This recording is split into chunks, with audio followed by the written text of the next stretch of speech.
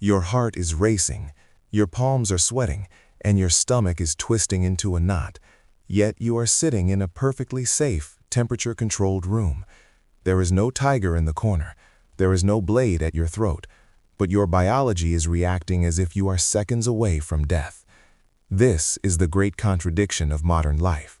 We have built a world of incredible physical safety, yet we are experiencing an epidemic of paralyzing internal terror.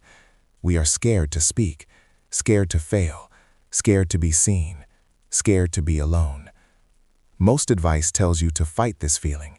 You are told to crush your fear, to conquer it, to push through it with sheer willpower. But that advice often fails because it fundamentally misunderstands what fear is. You cannot fight a mechanism that is designed to keep you alive. When you declare war on your own nervous system, you will lose. There is a different approach. It was written down 400 years ago by a man who faced death more often than most of us face a traffic jam. Miyamoto Musashi is known as the greatest swordsman in Japanese history.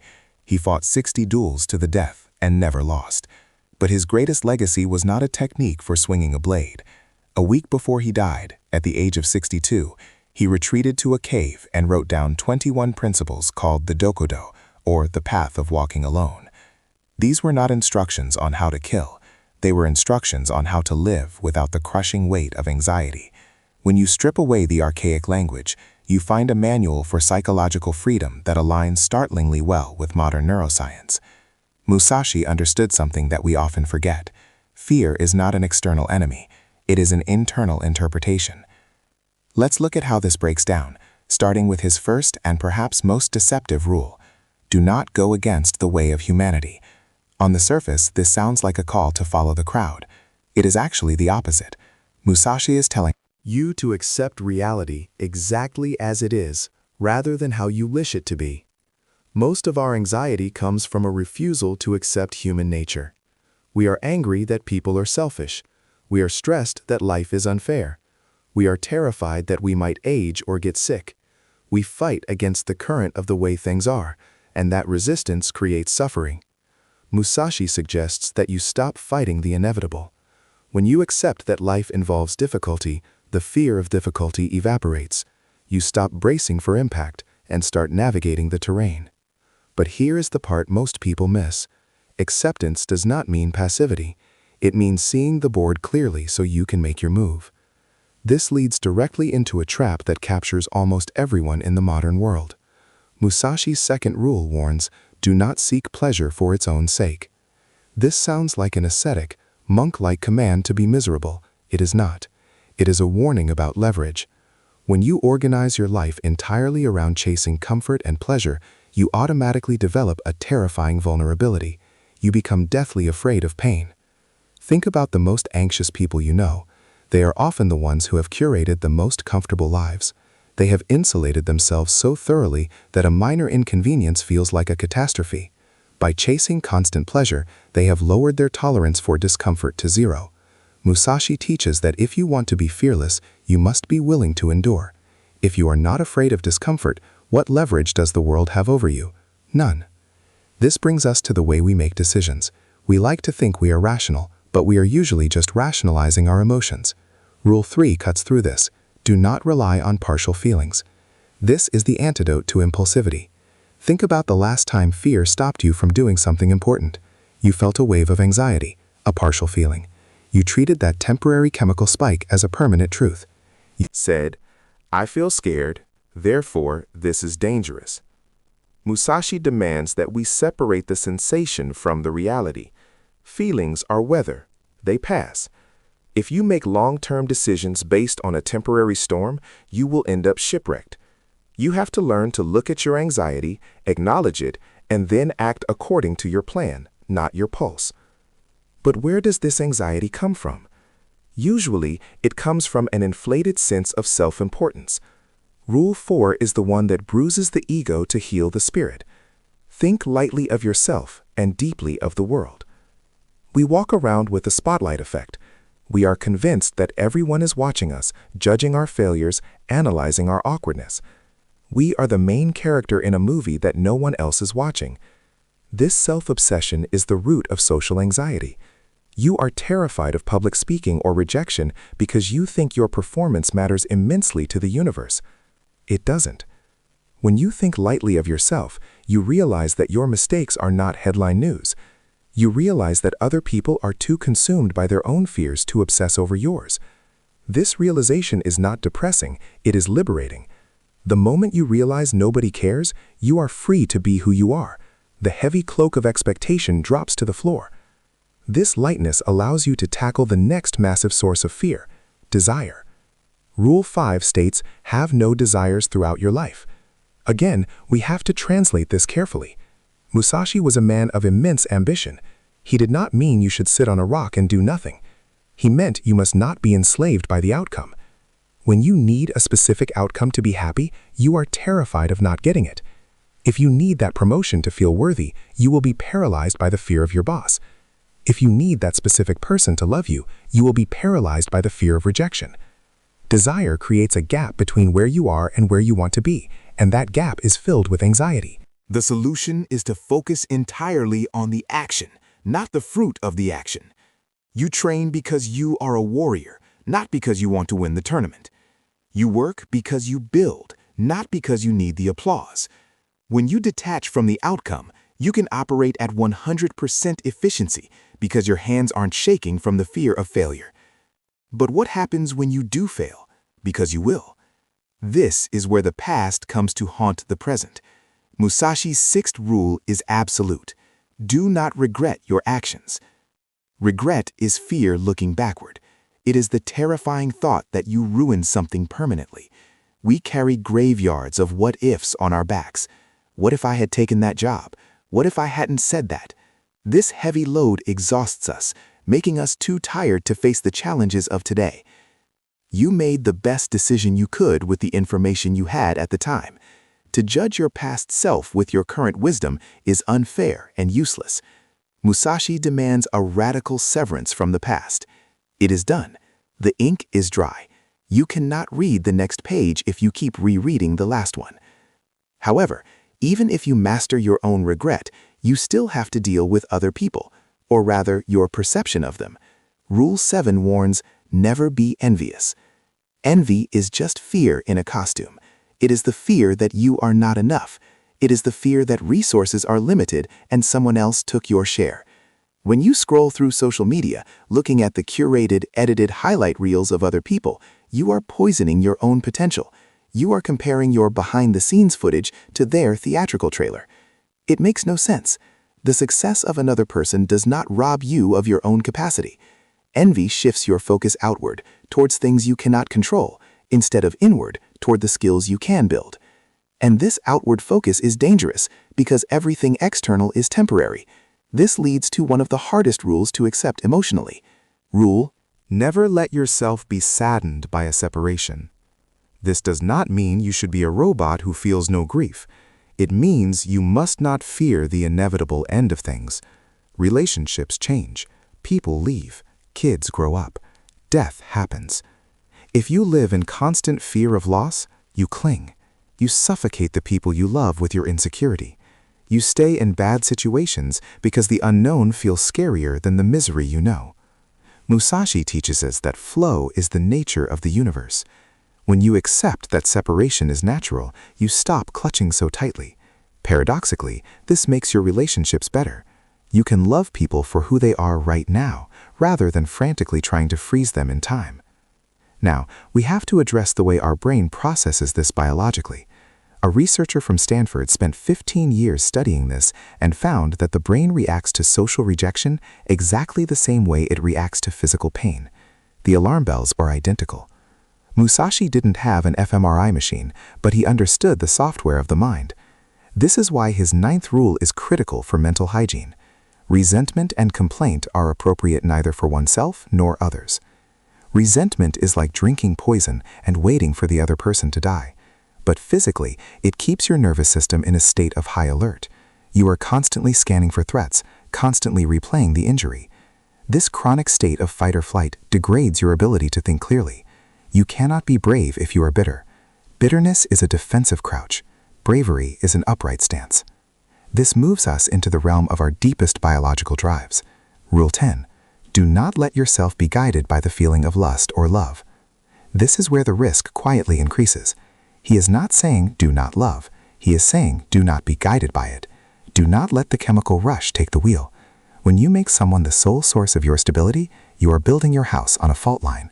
The fear of losing that person will make you act in ways that are weak, manipulative, or desperate. True strength and true love requires autonomy. You must be a complete person standing next to another complete person, not a half person looking for a crutch.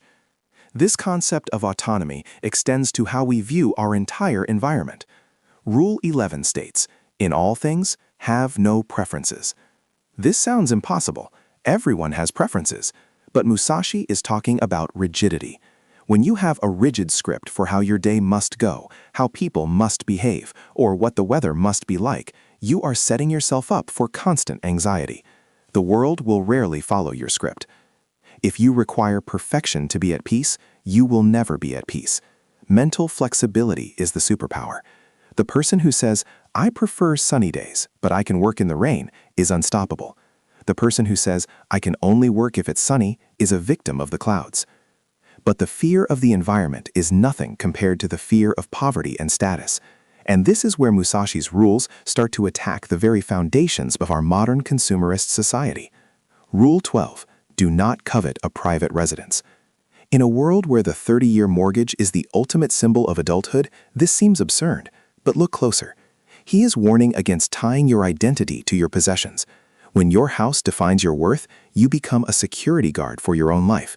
You are no longer living, you are maintaining. Behavioral economists have found that the fear of loss is twice as powerful as the joy of gain. The more you accumulate, the more you have to lose, and the more fearful you become. A fortress can keep enemies out, but it also locks you in. This logic applies to the smallest details of our lives, even what we eat. Rule 13. Do not seek delicious flavors. Again, do not misinterpret this as a ban on enjoying food. It is a ban on dependency. If you cannot be happy without a specific luxury, you are weak. You are controlled by your supply chain. The goal is to be robust, to be able to find contentment in simplicity. This leads to rules 14 and 15, which act as a hammer against our hoarding instincts. Do not possess old objects for intent to keep them, and do not act according to customary beliefs. We hold on to things just in case. We hold on to traditions because that's how it's always been done. This is fear masquerading as prudence. We are terrified of the empty space. We fill our garages with junk and our calendars with obligations because we are afraid to face the reality of who we are when the noise stops. Musashi is stripping away the noise. He is asking you to stand alone, without your props, without your excuses, without your cluttered history. But once you strip all that away, you are left with the ultimate fear, the one that underpins all others, the fear that drives the midlife crisis, the panic attacks, and the desperate need to leave a legacy. This is where we have to talk about death. Rule 18 hits with the force of a sledgehammer. On the way, death is not to be feared. This is the point where most people recoil. In our modern culture, we hide death. We sanitize it, put it in hospitals, and pretend it isn't the only guarantee we have. But Musashi argues that this denial is the source of our deepest paralysis. When you are terrified of the end, you become terrified of the risks required to truly live. Think about the safe choices you have made, the golden handcuffs you accepted, the dreams you shelved. Why did you do that? Deeply, subconsciously, it was to preserve safety. It was to avoid the metaphorical death of failure or the literal fear of the unknown. Musashi is not asking you to be suicidal or reckless. He is asking you to accept the terms of the contract. You are mortal. The time is limited. When you truly internalize, not just intellectually, but in your gut, that your time is ticking down, fear is replaced by urgency. The petty embarrassments that stopped you yesterday suddenly look ridiculous against the backdrop of your own mortality.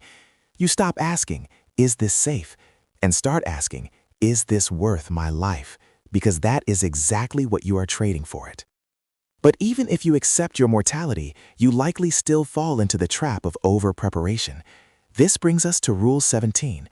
Do not collect weapons or practice with weapons beyond what is useful. In the 1600s, this meant not carrying 5 swords when you only have 2 hands. In the 21st century, this rule is about the hoarding of information and credentials. This is the eternal student syndrome. We have all felt it. You want to start a business, but you feel you need 1 more degree. You want to start a YouTube channel, but you need to watch 50 more tutorials. You want to invest, but you need to read 10 more books. This is not diligence. This is procrastination disguised as productivity. We collect weapons, skills, certificates, apps, tools, because having them makes us feel safe. But Musashi warns that carrying too much gear slows you down. It makes you heavy. The data doesn't fail. Our interpretation does. We think more information equals more certainty. In reality, more information often leads to analysis paralysis. Real confidence does not come from having a perfect arsenal. It comes from knowing you can handle whatever happens with the simple tools you already hold. And this brings us to a rule that challenges the very timeline of your life. Rule 16. Do not act following customary beliefs. Society hands you a script the moment you are born. Go to school, get a safe job, marry at this age, buy a house at that age, retire, die. This script is comforting because it provides a map, but for many, it is a source of immense anxiety. You feel like you are behind in life. You look at your age, compare it to the script, and panic. I should have figured this out by now. I am running out of time. Musashi demands that you burn the script. The customary beliefs are averages, not rules. They were created by people who are not you, living in times that are not now. When you try to force your unique life into a standardized mold, you create friction. You make decisions based on what looks right to your neighbors rather than what feels true to your soul. The fear of being weird or different is a cage. The moment you decide to walk your own path, the comparison game ends. You cannot be behind if you are on a path that you created. But what about the future? Surely we must worry about that. This leads to Rule 19, perhaps the most controversial for the modern mind.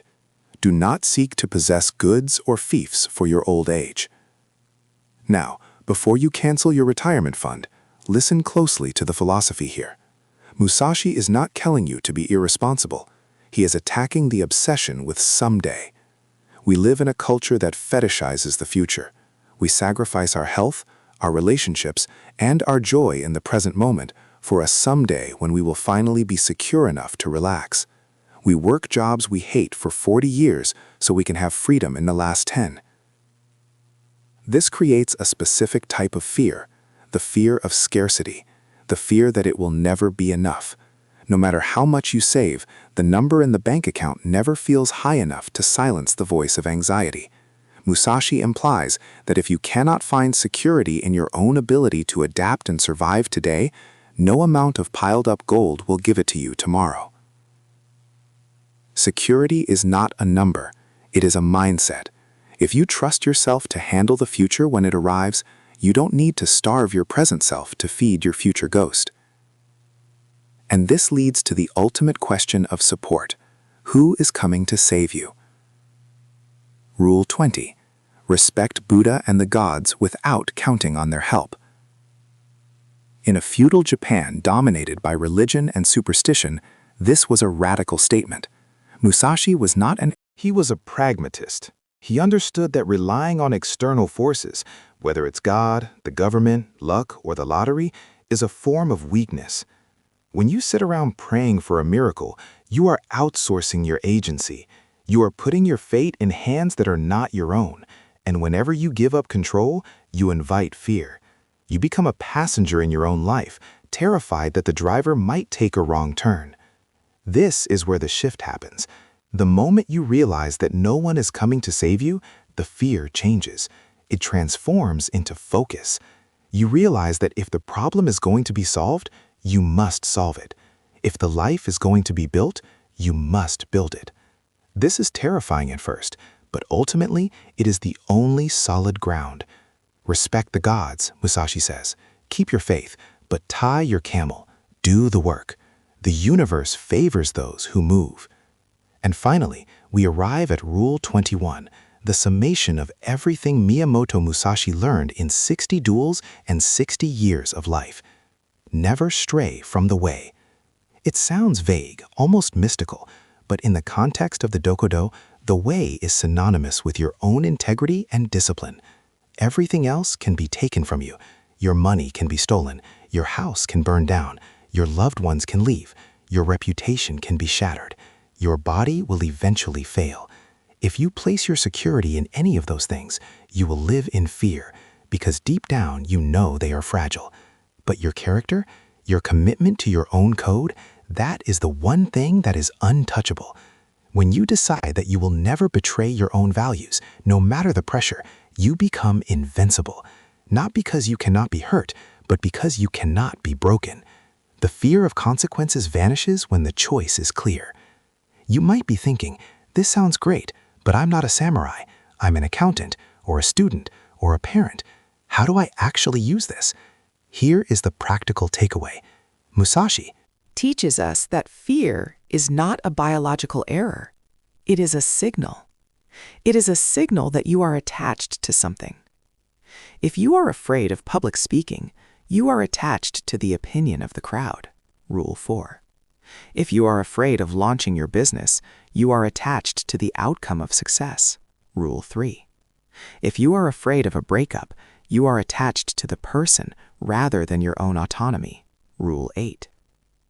Instead of trying to conquer the fear, follow the thread.